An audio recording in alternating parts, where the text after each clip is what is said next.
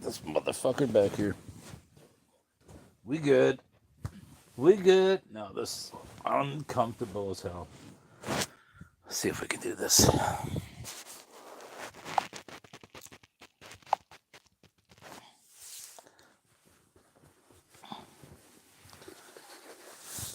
All right, Bubs.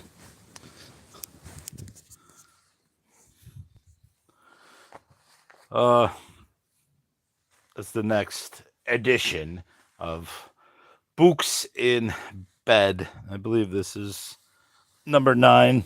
Number 9. The Devil and the Jews. The medieval conception of the Jew and its relation to modern anti-Semitism by Joshua Trachtenburg, who also wrote another, what's that book called? Another book on Jewish mysticism, but I can't think of the name right now. It may come to me. Oh, good.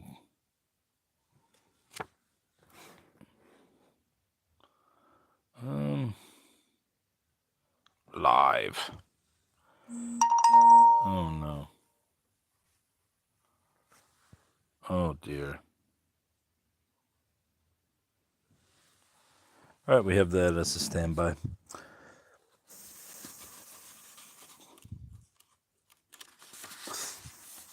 The Devil and the Jews, the Judensau, an early 17th century version of a design engraved at the entrance to a bridge at Frankfurt in the 15th century, which was in turn derived from an older and very popular medieval theme. Wait, that was on a bridge? Who takes that much time to fucking put something on the bridge? Or is this? Or is the whole thing?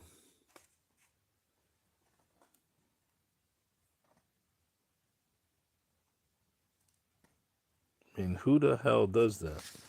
It's pretty cool, honestly. Even though they've got a guy fucking imprisoned. This edition published for the Anti-Defamation League of the B'nai B'rith, in the memory of a true scholar, Jacob Mann, 1983.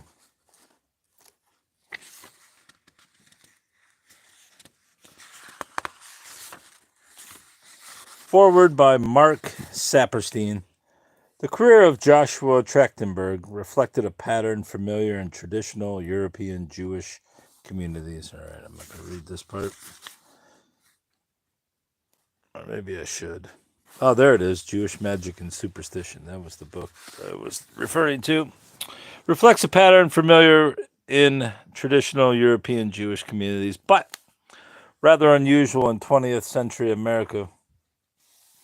For almost 30 years, from his ordination at Hebrew Union College to his death at age 55 in 1959, he was a full-time congregational rabbi, first in Easton, Pennsylvania, and then in Teaneck, New Jersey. He was active in Jewish communal affairs as a leader of American labor Zionism and as associate editor of the Reconstructionist magazine. Yet, despite a visual impairment that made sustained research difficult, he produced 2 major scholarly works. Despite the passage of more than the importance of value of which have not diminished.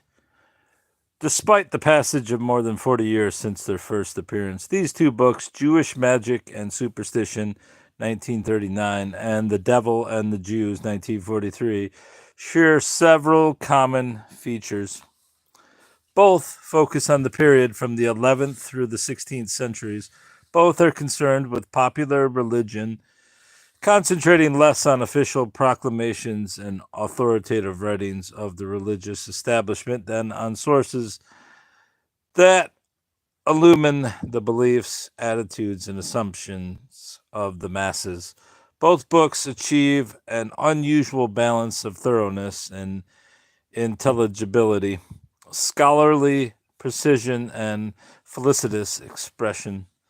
Substantively, also, the point of contact is clear. Trachtenberg's thesis is articulated in the brief opening chapter of Jewish Magic and Superstition, which appears in retrospect as a concise adumbration of the devil and the Jews. One of the most powerful motifs in the popular conception of the Jew throughout the Middle Ages and into early modern times was the image of the Jew as sorcerer and magician. And as Trachtenberg, I read part of Jewish Magic and Superstition. I'd like to get back to it. He contended that since many Jews were doctors, that when they cured people, it was considered sorcery, which kind of makes sense for the 14th, 15th century kind of deals. This conception undergirding the accusations that Jews were well poisoners and spreaders of disease, desecrators of the host, and murderers of Christian children created the aura of fascination and dread with which the Jew was regarded by so many medieval Christians. Jewish magic and superstition is a study of the truth behind the legend, investigating the magical practices and superstitious beliefs attested in Jewish sources. The Devil and the Jews probes further into the legend itself, concluding that the magic which Christendom laid at the door of the Jew had very little relation to the magic current in Jewish circles. It was a reflection of beliefs and practices current among Christians. The two books can therefore be viewed as complementing each other, one based entirely on Jewish text, the others almost completely on Christian material. There is a significant difference in tone, however, that derives not only from the subject matter, but from the change in the world situation between 1939 and 1943. If Jewish magic and superstition begins with a passing reference to the anomalous position of the Jew in the modern world, the Devil and the Jews begins with a cri de coeur. Why are Jews so cordially hated and feared? As the author's preface makes clear, this is not scholarship isolated from the vital issues of the contemporary world, nor what is often worse, is it scholarship harnessed to prior ideological commitment, sifting through ancient texts for evidence that will buttress conclusions drawn from the research began. It is a scholarship both responsible and engaged, analyzing historical material in its own context, but not permitting the facade of academic objectivity to preclude a suggestion of contemporary implications. The range of historical sources used is impressive. There are, of course, the official statements, papal encyclicals, and bulls, legal codes, celebrated chroniclers, but the heart of the book is in the sources that have been less frequently discussed, despite their critical importance as windows to the popular mind in an age when literacy was rare. The miracle, mystery, passion, and Antichrist plays the folk and nursery tales, the popular sermons, the legend cycles, and beginning with the 16th century, the polemical pamphlets. Shit. Let's reposition ourselves here. Oh my God, that hurts. An uncomfortable position that was. These written texts are supplemented with material from graphic arts, particularly engravings, and prints from popular books, amply and vividly reproduced. There is the Judensau suckling a Jewish boy in the presence of the devil, frontispiece. A Jew rendering homage to Satan, page 30. A Jewish woman who has just given birth to 2 pigs, page 53. A group of Jewish men piercing the host with knives, page 112. A Jew conjuring the devil with blood secured through a ritual murder, page 136. And Satan wearing a Jewish badge, huckstering with Jews in their financial transactions, page 195. These pictures retain their power to shock even after the Nazi era. One can only surmise the impact they must have had on a population often more responsive to the pictorial image than to the written word. Yet, reading The Devil and the Jews, a generation after the Holocaust, one is struck by an apparent paradox. If it is true, as Trachtenburg wrote, that the most vivid impression to be gained from a reading of medieval allusions to the Jew is of hatred so vast and abysmal, so intense that it leaves one gasping for comprehension, page 12, and that the demonic conception of the Jew permeated every layer of Christian society, page 217. How was it that the Jews were tolerated at all in Christian countries? Through the Middle Ages, expelled from one land or another, to be sure, but never driven out of Christendom as a whole, never made the object of a holy war of extermination as was directed against Christian heretics. For more than a generation, Sallow W. Barron has demonstrated the inadequacy of the lachrymose conception of Jewish history. This is the view, based largely on medieval and 16th century Jewish chronicles, that the experience of the Jewish people in their dispersion was essentially an unending series of massacres and pogroms. It may similarly be noted that the demonic conception so richly documented here is only one aspect of the medieval conception of the Jew. It is not that the material Trachtenberg has marshaled has been distorted. Rather, the very selection of evidence to illustrate the link between the devil and the Jew in the popular Christian mind necessarily overlooks other data in which this conjunction does not appear. Trachtenberg's work therefore prompts the historian to further investigation, to want to know more about day-to-day context between ordinary Christians and ordinary Jews in various countries at different times, and whether such contacts generally reflect the vast and abysmal hatred that Trachtenberg found in his sources. What conception of Jews was held by kings and nobles, by merchants and intellectuals? What are we to make of texts in which Jews are portrayed in neutral or even in positive terms? By what criteria can we differentiate between these sources in which anti-Jewish slurs reflect actual social tension and those in which they are frozen, conventional stereotypes largely unrelated to the contemporary reality? And in order to evaluate this material properly, it would be important to know more about the medieval Jewish conception of the Christian. A few pious platitudes such as "the righteous of all nations have a share in the world to come" will not suffice, nor should all expressions of hostility be dismissed as an understandable reaction to persecution.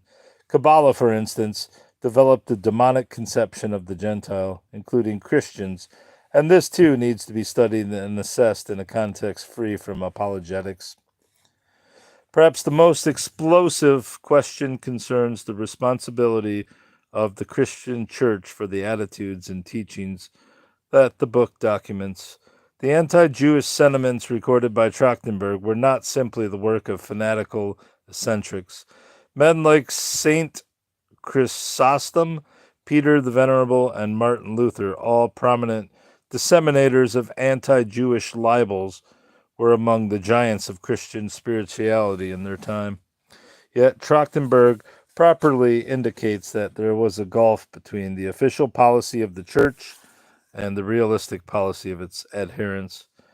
that the popes consistently and unambiguously repudiated the ritual murder charge, that the church officially recognized the right of the Jewish community to persist and to maintain its institutions in the very midst of Christian society. That according to church doctrines, the Jews were to be tolerated on humanitarian grounds and indeed preserved on theological grounds. Trachtenburg drew two apparently conflicting conclusions. Where official church policy was favorable to the Jews, it was unimportant. It is of no point that the church did not directly charge the Jew qua heretic with such abominable anti-Christian practices. What matters is that the common people and their clerical mentors made the association, page 207. But where the policy was unfavorable to the Jews, it was more important than any of the political, social, and economic transformations of medieval society in the 20th or the 12th and 13th centuries, for all these operated against the backdrop of church policy, which determined public opinion and therefore juridical, and commercial practice as it affected the Jew, and which must in the end bear the major responsibility for the transformation of the popular attitude toward the Jew. This may have significant intergroup relations in the present. It is all the more important that positive contributions be credited alongside the painful record of turpitude and failure. Oh, man. If the Jew is today despised and feared and hated, Trachtenberg writes in his preface, it is because we are the heirs of the Middle Ages. If it is possible for demagogues to sow the seeds of disunion and discord, to stir fanatical emotions and set neighbor against neighbor, it is because the figure of the demonic Jew, less than human, indeed anti-human, the creation of the medieval mind, still dominates the folk imagination. These words, set down in 1943, express a poignant attempt to relate the legacy of the distant past to the bleak reality of the present. In retrospect, they seem inadequate to express the full measure of the horrors that ensued. What Trachtenberg could not have foreseen was that the Nazi goal of total physical extermination for the Jews went substantially beyond anything that the Middle Ages could summon forth, nor could he have predicted the most recent virulent expressions of anti-Semitism in lands and nations not heir to the medieval Christian tradition. Today, the causes of what Maurice Samuel called great hatred seem more complex than previously imagined. But all this is to indicate how Trachtenberg's book continues to stimulate our thinking and our research today. The Devil and the Jews is a valuable treatment of source material that is nowhere else so readily accessible. It remains important as a study of history of popular religious beliefs and of the fateful encounter between two communities of faith. Though disturbing and even painful to read, no one interested in the future of Christian-Jewish relations can afford to remain ignorant of what is contained in this masterful investigation of the past. Cambridge, Mass., June 1983. All right, let's resettle myself here without ruining the book. Get the bed situated. Oh, shit.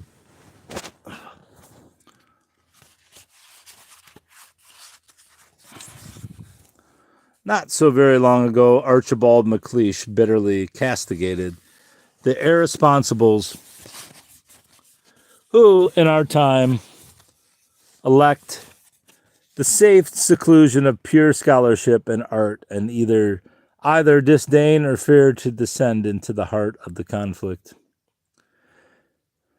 Certainly at a time when the world is tortured with bloodshed and tyranny, when our culture and perhaps civilization itself are in jeopardy, and men by the millions pit their lives to preserve them, I cannot escape a self-conscious twinge of guilt to be caught rummaging in musty medieval texts. If the pen is a weapon, ought I not be wielding mine, feeble though it be, in the thick of the battle?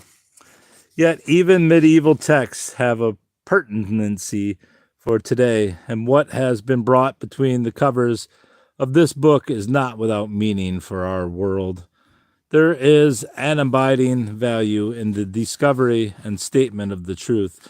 Surely this is the greatest of all the principles for which we fight. Even a world in turmoil needs the truth. Perhaps such a world especially. The problem that is treated here has become one of increasing importance to the peace of the world. To elucidate its background is to render it the better understood, and thus perhaps to move it a step nearer solution. I am under no illusion as to the immediate practical utility of such an investigation, but at least for the record, and for those who cherish truth above fancy, the story is here. I undertook this work with no preconceived notions. Indeed, when I started it, I had no idea it would lead in this direction. This book is an outgrowth of my earlier book, Jewish Magic and Superstition, in particular of its first chapter. It was my aim to examine more thoroughly than I had been able to the accusation of sorcery against the Jew. But before long, I realized that the subject had far deeper implications, that it involved, in fact, not alone this one charge, but the entire medieval conception of the Jew, and that this same conception, in another vocabulary, still prevails throughout much of the world. If the Jew is today despised and feared and hated, it is because we are the heirs of the Middle Ages. If it is possible for demagogues to sow the seeds of disunion and discord, to stir fanatical emotions and set neighbor against neighbor, it is because the figure of the demonic Jew, less than human, indeed anti-human, the creation of the medieval mind, still dominates the folk imagination. Out of the mouths of babes and sucklings we may still learn the unvarnished truth. It came to the father of a friend of mine recently when he parked his car in a small French-Canadian town. Two youngsters at play in the street ran over and peered cautiously at its occupant. C'est un juif, declared the older and wiser after a moment's consideration. Mais non, protested the other in his innocence. Si n'est pas un juif. Si un homme. When I repeated this to another friend, he told me he had overheard the same exchange in South Africa. Daar komt een mens, remarked a boy, and his companion corrected him. Dit is geen mens, dit is een Jude. Obviously, we must at last recognize the lie is a more potent weapon, skillfully wielded than the bare and simple truth. As Adolf Hitler once so forcefully declared and has since demonstrated, for the lie can be molded to match the will to believe. The truth is made of less malleable stuff. The exaggerated materialist interpretation of history, no less than the demagogue, has fostered its own willful distortion of truth. That anti-Jewish sentiment is the product of social and economic tensions is true, but yet only half the truth. Maurice Samuel, in his remarkably sensitive and astute book, The Great Hatred, has done a superb job of puncturing the exclusively materialist interpretation of anti-Semitism, which is something else again, a psychological, cultural phenomenon altogether outside the ken of materialists. The distinction is crucial. I must emphasize, in order to avoid misunderstanding, that this is not a study of anti-Jewish prejudice in all its aspects, and that this book does not purport to tell the entire story. My concern here is with the element in the complex of anti-Jewish prejudice, which renders it different in expression and intensity from other manifestations of racial or minority antipathy. The demonological Samuel's I can't say it. Demonological Samuel's insistence upon the unique demonological character among group hostilities of anti-Semitism upon its diabolization of the Jew is startlingly apt and correct and basic. It was from him that I first heard the term demonic Jew, long before I, and perhaps he too, was aware of its literal appropriateness. Without my intending it so, this book has developed into a chapter and verse demonstration of the historic correctness of this thesis. In acknowledging with gratitude the interest and counsel of a number of friends, I must first offer my thanks to the audience, which generously criticized the thesis when it was embodied in a paper presented before the Jewish Academy of Arts and Sciences in New York City in November 1939. One highly respected Reverend gentleman unwittingly encouraged me to continue my research with the contention that this is an inopportune time to revive the unpleasant memories stirred up by the subject matter. Why dig up all this muck at a time when anti-Semitism has attained such intensity? Just so, could there be a better time? And it was Professor Morris R. Cohen's suggestion that such a study is incomplete without an indication of origins and causes that produced the final section of this book. The first draft was read and criticized by Professors Salo W. Barron of Columbia University and Guido Kish of the Jewish Institute of Religion, and by Dr. Solomon Grazel of Philadelphia, from whose generous advice I profited greatly. This part really doesn't mean much. It's just an addendum. Introduction: Medieval superstition and modern anti-Semitism. Why are Jews so cordially hated and feared? By what mysterious leisure? I don't know. How do you say that name? How do you say that word? Legerdemain. Could a weak, defenseless minority be invested in the public eye with the awesome attribute of omnipotence? How is it that men believe of the Jews what common sense would forbid them to believe of anyone else? These are questions that must bother many people. Yet, for all the vast polemical literature that modern anti-Semitism has produced, they are questions that still await a satisfying reply.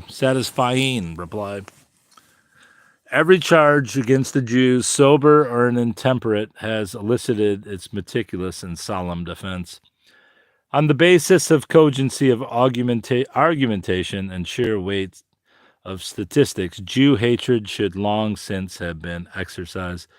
But it flourishes, a menace not alone to the peace of mind and bodily security of the Jewish people, but just as much these days to the inner cohesion and stability of all democratic nations.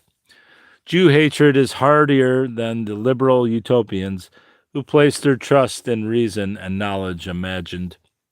All the statistics and arguments that have been advanced to refute anti-Semitic libels have not succeeded in effectively demolishing a single one of them. They thrive apparently in very despite of the fact that they can be and are so easily exploded. No lie is too petty or too silly or too big to work its calculated effect. Roosevelt a Jew, the New Deal a Jew deal, Benjamin Franklin, the author of a vicious anti-Jewish diatribe. Do Jews control commerce and industry or the press or whatever else you please? What about the Aryan race and the pariah non-Aryans? Historians and sociologists and economists and anthropologists and all the rest, not to mention simple lovers of such and justice can argue themselves blue in the face. But those who believe these fables go on believing and acting as though they were true. And that's it for this 30 minutes of this book. I would like to read this book at some point. But I have several things to read beforehand, so that's all.